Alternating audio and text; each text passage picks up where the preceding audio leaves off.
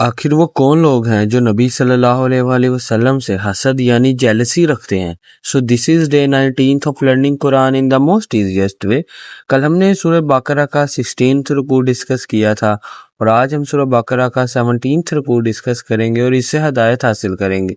So make sure you follow guys. अनकरीब कहेंगे लोगों में से अहमक और बेवकूफ़ लोग, किस चीज़ ने फेर दिया इन्हें इस किबले से जिस पर ये थे।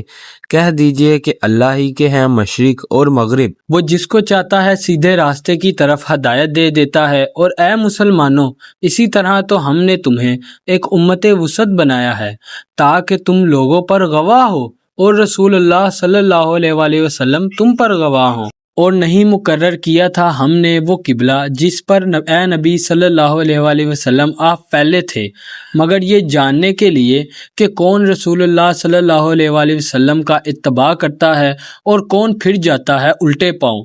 और यकीनन ये बहुत बड़ी बात थी, मगर इनके लिए दुश्वार न थी जिनको अल्लाह ने हदायत दी।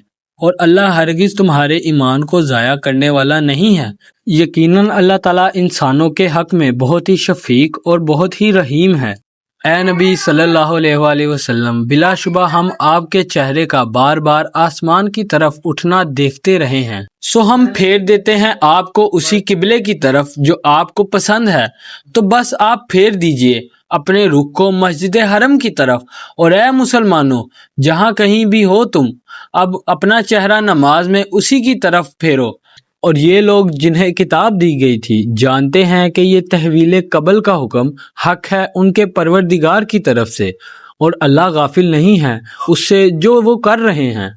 और ए नबी सल्लल्लाहु अलैहि वसल्लम, अगर आप इन अहले किताब के सामने हर किस्म की निशानियां पेश कर दें तब भी ये आपके किबले की पैरवी नहीं करेंगे, और ना ही अब आप पैरवी करने वाले हैं इनके किबले की, और ना ही वो एक दूसरे के किबले की पैरवी करने वाले हैं। और ए नबी सल्लल्लाहु अलैहि वसल्लम, बिल फर्ज अगर आपने इनकी ख्वाहिशात की पैरवी की उस इल्म के बावजूद जो आपके पास आ चुका है, तो बिलाशुबा आप भी जुल्म करने वालों में से हो जाएंगे। माज़अल्लाह, जिन लोगों को हमने किताब दी है वो इसको पहचानते हैं जैसा कि अपने बेटों को पहचानते हैं।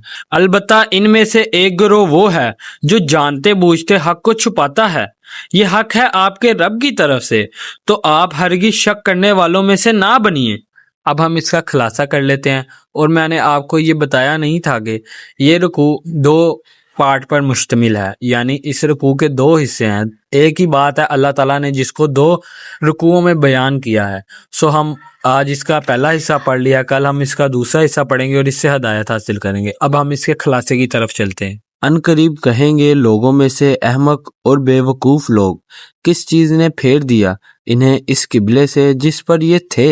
यानी 16-17 महीने तक इन्होंने बैतुल मक़दस की तरफ रुख करके नमाज पढ़ी, अब इन्हें बैतुल्लाह की तरफ किस चीज़ ने फेर दिया। कह दीजिए कि अल्लाह ही के हैं मशरिक और मगरिब। ये वही अल्फाज हैं जो 14वें रुकू में तहवील कबल की तमहीद के तौर पर आए थे।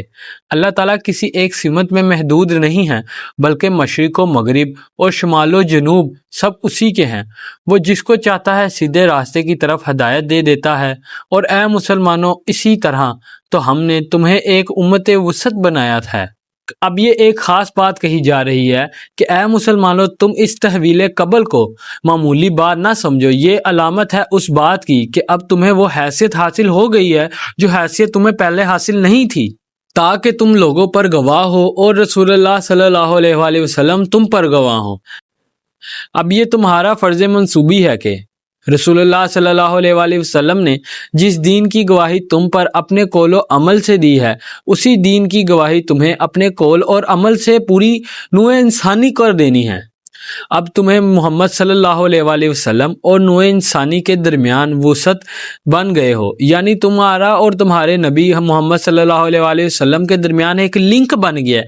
तुम आज सल्लल्लाहु अलैहि वसल्लम के साथ जुड़ गए हो। जैसे उन्होंने अपने कौलो अमल से तमाम नूए इंसानी को अल्लाह की बात सुनाई, अब तुम्हें भी उसी तरह अल्लाह की बात तो पूरी नूए इंसानी को तक पहुंचानी है। अब तक नबूवत का सिलसिला जारी था। एक नबी की तालीम ख़त्म हो जाती थी या इसमें तहवील हो जाती, تو دوسرا نبی آ جاتا تھا۔ اسی طرح پے در پے انبیاء اور رسول چلے آ رہے تھے اور ہر دور میں یہ معاملہ تسلسل کے ساتھ چل رہا تھا۔ اب محمد صلی اللہ علیہ وآلہ وسلم پر نبوت ختم ہو رہی ہے، لیکن نسل انسانی کا سلسلہ تو قیامت تک جاری رہنا ہے، لہٰذا اب آگے لوگوں کو تبلیغ کرنا، ان تک دین پہنچانا، ان پر حجت قائم کرنا اور شہادت علی الناس کا فریضہ سر انجام دینا کس کی ذمہ داری ہوگی؟ پہلے تو ہمیشہ یہی ہوتا رہا ہے کہ اللہ تعالیٰ کی طرف سے جبرائیل علیہ السلام وحی لائے اور نبی صلی اللہ علیہ وآلہ وسلم کے پاس آ گئے، نبی صلی اللہ علیہ وآلہ وسلم نے لوگوں کو سکھایا۔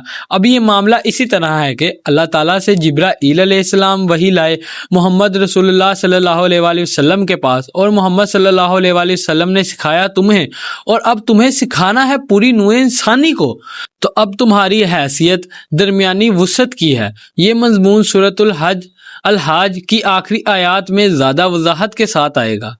پھر آگے اللہ تعالیٰ کیا فرما رہے ہیں کہ اور نہیں مقرر کیا تھا ہم نے وہ قبلہ جس پر اے نبی صلی اللہ علیہ وآلہ وسلم آپ پہلے تھے، مگر یہ جاننے کے لیے، یہ ظاہر کرنے کے لیے کہ کون رسول اللہ صلی اللہ علیہ وآلہ وسلم کا اتباع کرتا ہے اور کون پھر جاتا ہے الٹے پاؤں۔ اب اس کا خلاصہ کر لیتے ہیں کہ یہاں اللہ تعالیٰ نے بیت المقدس کو قبلہ مقرر کرنے کی نسبت اپنی طرف کی ہے۔ یہ بھی ہو سکتا ہے کہ اللہ تعالیٰ نے ہجرت کے بعد وہی خفی کے ذریعے نبی کریم صلی اللہ علیہ وآلہ وسلم کو بیت المقدس کی طرف رخ کر کے نماز پڑھنے کا حکم دیا ہو، اور یہ بھی ہو سکتا ہے کہ یہ حضور صلی اللہ علیہ وآلہ وسلم کا اجتہاد ہو اور اسے اللہ نے قبول فرما لیا ہو۔ رسول اللہ صلی اللہ علیہ وآلہ وسلم کے اجتہاد پر اگر اللہ کی طرف سے نفی نہ آئے تو وہ گویا اللہ ہی کی طرف سے ہے۔ بیت المقدس کو قبلہ مقرر کیا جانا ایک امتحان قرار دیا گیا ہے کہ کون اتباع رسول کی روش پر گامزن رہتا ہے اور کون دین سے پھر جاتا ہے۔ اس آزمائش میں تمام مسلمان کامیاب رہے، اور ان میں سے کسی نے یہ نہیں کہا کہ ٹھیک ہے ہمارا قبلہ وہ تھا، اب آپ نے اپنا قبلہ بدل لیا ہے تو آپ کا راستہ اور ہے اور ہمارا راستہ اور ہے۔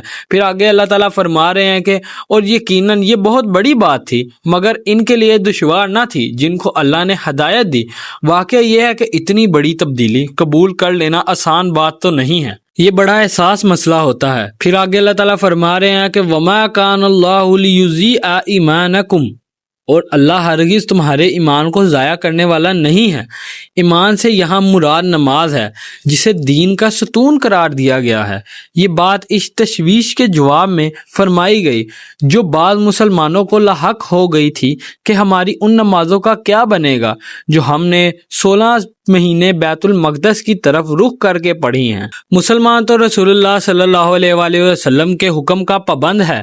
اس وقت رسول اللہ صلی اللہ علیہ وآلہ وسلم کا وہ حکم تھا، وہ اللہ کے ہاں مقبول ٹھہرا۔ اس وقت یہ حکم ہے جو تمہیں رسول اللہ صلی اللہ علیہ وآلہ وسلم کی جانب سے مل رہا ہے، اب تمہیں اس کی پیروی کرو۔ یقیناً اللہ تعالیٰ انسانوں کے حق میں بہت ہی شفیق اور بہت ہی رحیم ہے۔ اور اے نبی صلی اللہ علیہ وآلہ وسلم، بلا شبہ ہم نے آپ کے چہرے کا بار بار آسمان کی طرف اٹھنا دیکھتے رہے ہیں۔ معلوم ہوتا ہے کہ خود رسول اللہ صلی اللہ علیہ وآلہ وسلم کو تحویل قبل کے فیصلے کا انتظار تھا، اور آپ صلی اللہ علیہ وآلہ وسلم پر بھی یہ وقفہ شک گزر رہا تھا جس میں نماز پڑھتے ہوئے بیت اللہ کی طرف پیٹھ ہو رہی تھی۔ چنانچہ آپ کی نگاہیں بار بار آسمان کی طرف اٹھتی تھیں کہ کب جبرائیل امین تحویل قبل کا حکم لے کر نازل ہوں۔ سو ہم پھیر دیتے ہیں آپ کو اسی قبلے کی طرف جو آپ کو پسند ہے۔ اس آیت میں محمد صلی اللہ علیہ وآلہ وسلم کے لیے اللہ تعالیٰ کی طرف سے بڑی محبت، بڑی شفقت اور بڑی عنایت کا اظہار ہو رہا ہے۔ ظاہر بات ہے کہ رسول اللہ صلی اللہ علیہ وآلہ وسلم کو بیت اللہ کے ساتھ بڑی محبت تھی، اس کے ساتھ آپ کا ایک رشتہ قلبی تھا۔ پھر آگے اللہ تعالیٰ فرما رہے ہیں کہ تو بس اب پھیر دیجئے اپنے رخ کو مسجد حرم کی طرف، اور اے مسلمانوں جہاں کہیں بھی ہو تم اب اپنا چہرہ نماز میں اسی کی طرف پھیرو۔ اور یہ لوگ جنہیں کتاب دی گئی تھی جانتے ہیں کہ یہ تحویل قبل کا حکم حق ہے ان کے پروردگار کی طرف سے۔ تورات میں بھی یہ مذکورہ تھا کہ اصل قبلہ ابراہیمی بیت اللہ ہی تھا۔ بیت المقدس کو تو حضرت ابراہیم علیہ السلام کے 1000 سال بعد حضرت سلیمان علیہ السلام نے تعمیر کیا تھا۔ پھر آگے اللہ تعالیٰ فرما رہے ہیں کہ اور اللہ غافل نہیں ہے اس سے جو وہ کر رہے ہیں۔ اور اے نبی صلی اللہ علیہ وآلہ وسلم اگر آپ ان اہل کتاب کے سامنے ہر قسم کی نشانیاں پیش کر دیں تب بھی یہ آپ کے قبلے کی پیروی نہیں کریں گے۔ یہ لوگ جنہیں کتاب دی گئی تھی جانتے ہیں کہ یہ تحویل قبل کا حکم حق ہے ان کے پروردگار کی طرف سے اور اللہ غافل۔ اور اے نبی صلی اللہ علیہ وآلہ وسلم بالفرض اگر آپ نے ان کی خواہشات کی پیروی کی اس علم کے باوجود جو آپ کے پاس آ چکا ہے تو بلا شبہ آپ بھی ظلم کرنے والوں میں سے ہو جائیں گے معاذ اللہ۔ جن لوگوں کو ہم نے کتاب دی ہے وہ اس کو پہچانتے ہیں جیسا کہ اپنے بیٹوں کو پہچانتے ہیں، البتہ ان میں سے ایک گروہ وہ ہے جو جانتے بوجھتے حق کو چھپاتا ہے۔ یہ حق ہے آپ کے رب کی طرف سے تو آپ ہرگز شک کرنے والوں میں سے نہ بنیے۔ خطاب کا رخ رسول اللہ صلی اللہ علیہ وآلہ وسلم کی طرف ہے اور آپ صلی اللہ علیہ وآلہ وسلم کی وسعت سے دراصل ہر مسلمان سے یہ بات کہی جا رہی ہے کہ اس بارے میں کوئی شک و شبہ اپنے پاس مت آنے دو کہ یہی تو حق ہے تمہارے پروردگار کی طرف سے۔ یہ تھا سورہ بقرہ کا 17 رکوع۔ کل ہم سورہ بقرہ کا 18 رکوع ڈسکس کریں گے اور اس سے ہدایت حاصل کریں گے۔ Make sure you follow guys and subscribe my own YouTube channel Series of Quran. Jazakallahu khaira.